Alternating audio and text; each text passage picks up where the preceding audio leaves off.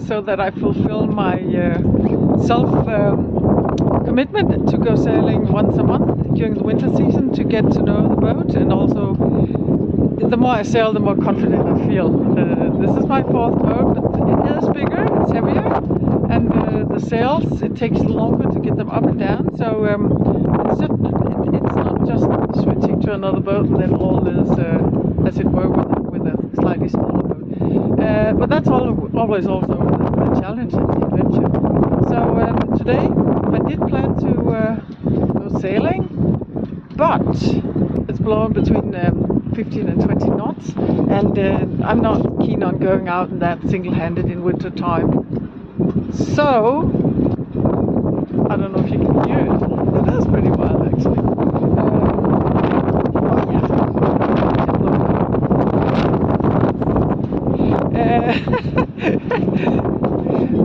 When I was in the mountains, we always had big ambitions and plans for what we wanted to do when we were taking the train to Chamonix and going into the Alps. And I really learned that it's always the weather that's going to determine whether your plans are going to be fulfilled on that specific date or not. And of course, sailing for a lot of years. Molly! That's one of the dogs just wanting to wander off. They are on the pier, waiting for me to get ashore.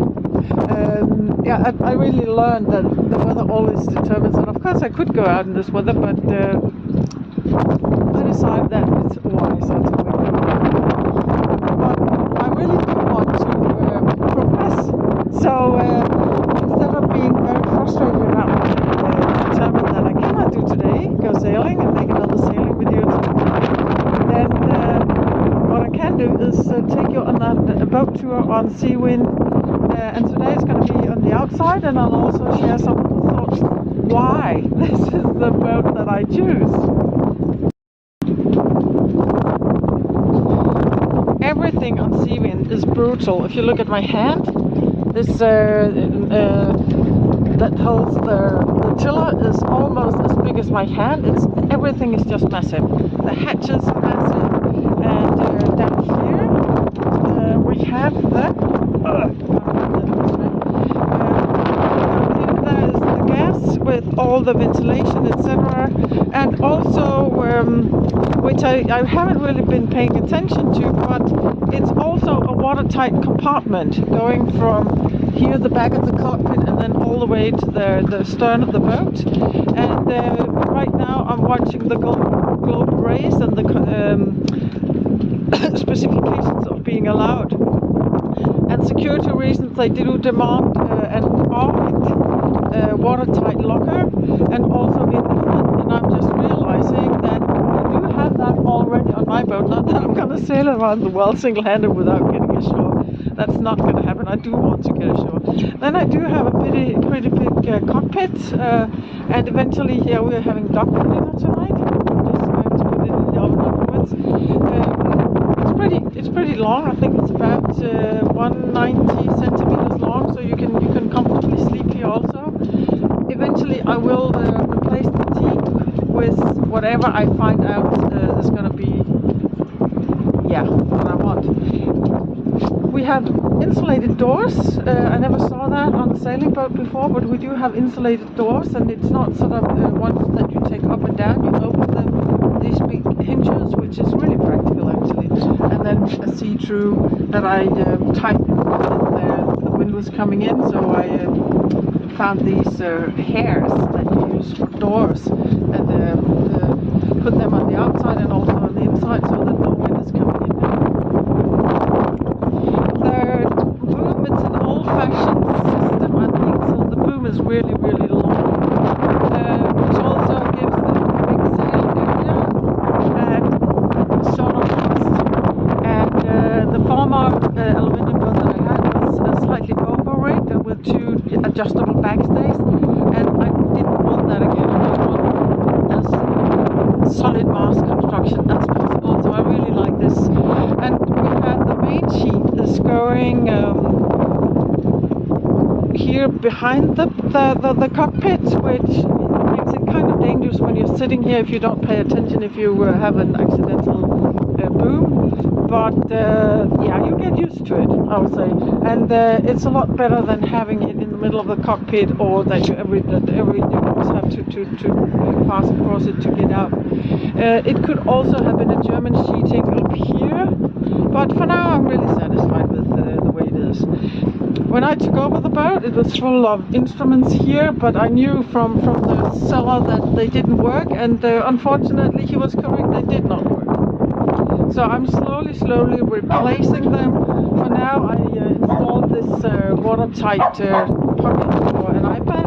Then here I do have a normal GPS, and here I have a very, it's a handmade precision German compass. I don't really like these two that you can see the clips here and then in the back.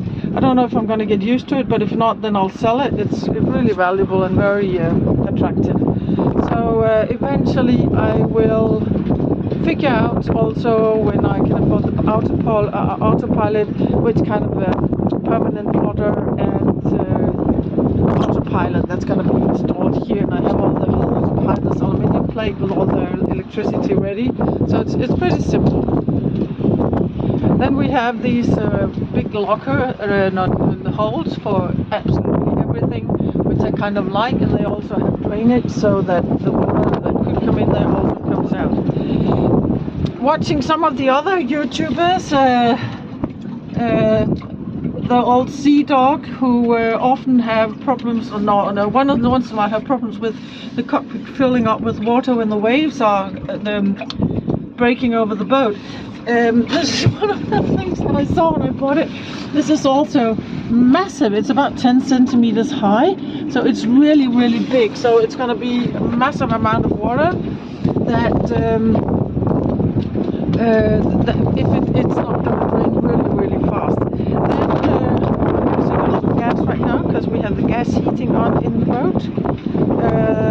The tiller is also it's absolutely massive. I'll show you. We were sailing home to the North Sea, it was falling out of this. It was just not adjusted, and one of my friends, he made this attachment where I can also move the tiller up and down now. It became a little bit longer, which was also very good, because then I can actually steer with the tiller, and before it was just too short. And that gave a new interesting detail, because when I want to get into this massive locker under the cockpit floor, the tiller needs to be in a specific position so that I can get it up. This is huge. In the sales advert there was something with a motorbike, and I thought it must be lost in translation, but actually Reinke, who designed these boats, he wanted space for a motorbike. So there's nothing down there. The engine starts here behind the wooden plate, and I have grown to love it because you can just store everything down there. So I have radiators, I have dinghy there, I have emergency grab, flare, bucket, and my wind vane that I will install over the next couple of months. I was looking for a wind vane, and I was a little bit sort of discouraged by the price of them. And also I really like simplicity. I like stainless steel. And then one day I found one in this city where I live. It's really tiny. It was for sale, cheap. I was trying to look for specification on the internet and couldn't find it. I could see that it was out of production. If we're going to be rolling all the way around, it's going to open, and then you have a lot of water in the boat.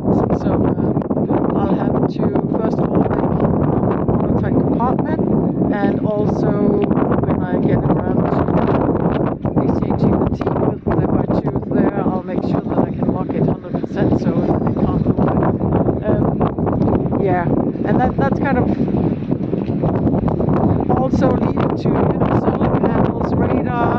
where most long distance boats, they have, you know, the big rack at the back of the boat where they all have all of their solar panels and radar. And I'm not really keen on that for various reasons. And one of them again is that with the twin kills, I'm really paying attention to having as low a gravity point as possible. I'm trying to see if I can find any statistics that twin kill boat may capsize easier than other boats. And so far I haven't really seen anything about that. And yeah, for now this is my boat. So this is what I have to live with. But what to do with solar panels? Because that's going to be one of the steps after the autopilot. The autopilot also needs electricity.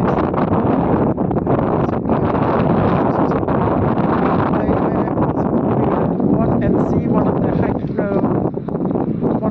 small propellers that you put into the water, and they should actually be more efficient than the wind turbines. I'll see. Maybe I'll have both eventually. I don't know. We'll see. We'll see. It's all a matter of money also, and also figuring out what's most efficient and gives the least disturbance of the weight ratio on the boat. One of the disadvantages of Seawind is that it's very pleasant to be downstairs because there's a lot of space. But when you leave the cockpit to go on deck, you don't have very much space. You can see there's only place for my boot, and I would like to be at least twice as wide that I would have wanted it to be horizontal. Here it's of course it's good for draining water because it has a slight angle, but it also makes it a lot less safe to walk out here, especially in demanding weather conditions as it would be today if I went sailing. And yeah, it's kind of the same all the way. You can see that the advantage is of course that the water is going to drain very fast, but it gives you another challenge. You have to go onto the mast to hoist the mainsail and to hoist the trigger, and I'm still debating whether it's a good idea to get them back to the cockpit. It will be safer, but it will also add to the friction, and I'll have to talk to somebody that can make some calculations of whether it's possible, or I'll have to try it. I can manually try it, and then of course also figuring out how to do it, because there's no room for an extra winch under the spray hood, but I might be able to run them along the side of the spray hood there, and then over to a new winch. But as I haven't decided yet. Oh, what a mess! What a mess! Yeah. Then we have here the anchor locker and the bowsprit, and I love all of that, and the anchor, and I think I have about 100 meters stainless steel chain, which is really a huge advantage. The anchor chain is not in the anchor locker, so I do have that watertight compartment in front if I collide with something, but one of the advantages of an aluminium boat is that it doesn't really break. You get dents and so on, but it shouldn't break. So, but I still have it. But there's no anchor chain in there. It's actually constructed so that the anchor, which is a bit far behind actually, and what we have about 2.5–3 meters up to where the anchor is, and then it goes down into under the berth in front. And I assume that the one who constructed the boat, or built the boat, that's my extra think anode, getting in there. Yeah, he probably did that for weight distribution. So I do have a life raft, and I have also sort of attached the release string to the boat, and I do have a knife ready so that I can always throw the life raft overboard and if necessary cut the line so that it doesn't sink with the boat. So I prepared for the worst, and as you see, I also have sort of an old-fashioned life ring, and I also have several other buoy and throw lines on the other side. Looking at the Golden Globe boats, which are between 32 and 36 feet, they of course all have some kind of power and solar panels. None of them have the arch sticking up over the boat, being built up. They don't have that. As a minimum, or maximum, they might have a pole with a radar on it. But Kirsten Neuschiff is now number 2. South African female sailor. She has her life raft the other way around, and then she has solar panels built around it, 3 solar panels. I'll adapt to this boat. I like having my life raft on board. I could mount it in a bracket or something behind the boat, but I know that at some point, if I again get knocked down, it'll be a rip off. Also, you know, it's a very exposed place to have it. So I'm pretty sure that at some point I will have it knocked off by going into the harbour or whatnot. So for now, I think I'll go with Kirsten Neuschiff, figuring out what kind of solar panels I'll need. And there might be also the solution that when I get the lazy cradles in, that I can find some solar panels, some flexible solar panels that can actually attach to the lazy bag. I might also be able to have some very narrow ones on the deck here, maybe some that you can actually stand on. So I'll slowly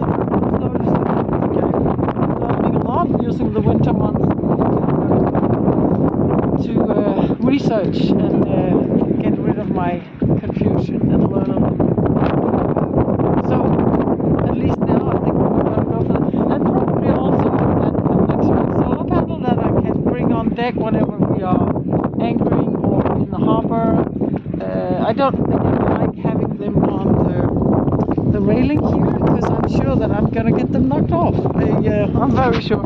Or some of the ropes from moorings is going to be stuck there, or yeah. So slowly I am figuring out what I'll need, and then also at some point figuring out how to finance it. Yeah, I hope that I have shared some of my considerations of why I really fell in love with this brutal aluminium boat. And please ask any questions, anything you would like to know about the outside of the boat, and eventually I'll also get to show you the inside. It's going to be after the holidays when the kids are not there.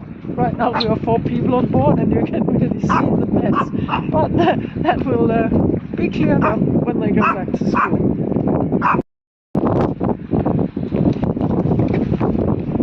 One of the advantages of a boat like this is that everything is one big piece of aluminium, so the rigging is attached directly to these huge stain plates, whatever you call them on a normal boat, and they are welded directly to the boat.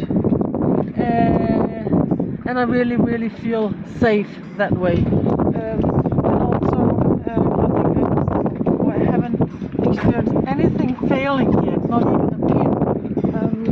The only thing that has really been suffering from being is also the rubber membranes. The sails on in the winter because I want to go sailing once a week. But maybe I can ask bigger to actually start using these little bags so that I protect myself, because they're gonna last for, well, I have to take care. They last for a very long time. Oh, the dogs are getting impatient. They want to get on board. I just ordered new ticklers, telltales for both sails, and also the new recycled genoa, so that I can attach them. So all these little tasks that I can do. And this one, I think I need to get into the washing machine. And I also need to cover the winches and sew